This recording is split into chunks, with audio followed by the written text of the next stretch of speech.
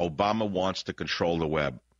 This came out today from FoxNews.com. Philip Kirpin, what an incredible article.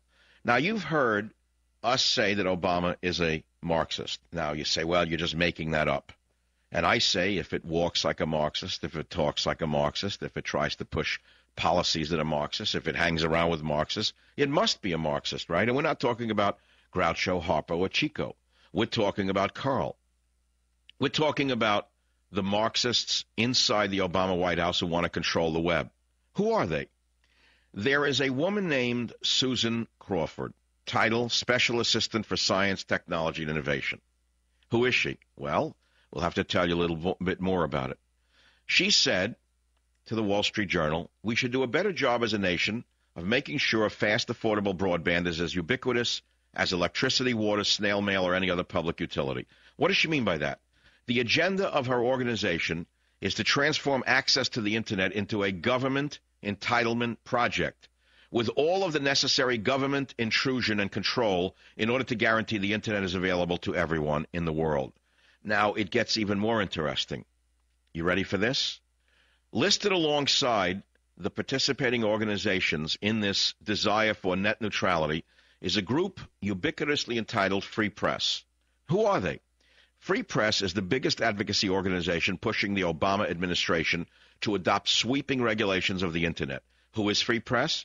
It was founded by Robert McChesney, who is an avowed Marxist, who is Washington's leading advocate of so-called network neutrality regulations, who recently argued on a website entitled socialistproject.ca that this type of Internet regulation is a prerequisite for a socialist revolution. Are you listening carefully? Here's what he said, quote, instead of waiting for the revolution to happen, we learned that unless you make significant changes in the media, it will be vastly more difficult to have a socialist revolution, close quote. Now, Crawford and McChesney, two communist socialists, apparently have the full support of the Obama administration and an FCC that is determined to transform the Internet into a Washington-controlled utility as quickly as possible. I will stop there. So in other words, everywhere you turn, every administration official that you turn the rock over, you find a communist slithering out, a socialist slithering out, a Marxist slithering out. In other words, un-Americans wherever you turn. And we have no opposition to them. Unfortunately, were it not for a few young people who uncovered Acorn's shenanigans, Breitbart publishing them, you wouldn't even know about that. Vote theft. You know about vote theft now because of these two young people and Acorn. But what about all these other moles? What about all these other fellow travelers? What about this entire fifth column that Obama has brought into the administration itself? You have to understand something, my friends. This is not a joke. This is not a ball game. This is not a football game. You are battling for your very freedom, but you don't even know it. And why don't you know it? I'll repeat again what I've said almost every day for the last 3 months. Because we once had a fourth estate in the United States of America. What is the fourth estate? The media. What was the media's job in America traditionally?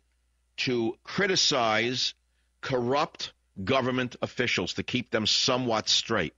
But when you have a media 95 or 98% in support of virtually everything the socialists / Marxists inside the administration say and do, you have lost your fourth estate.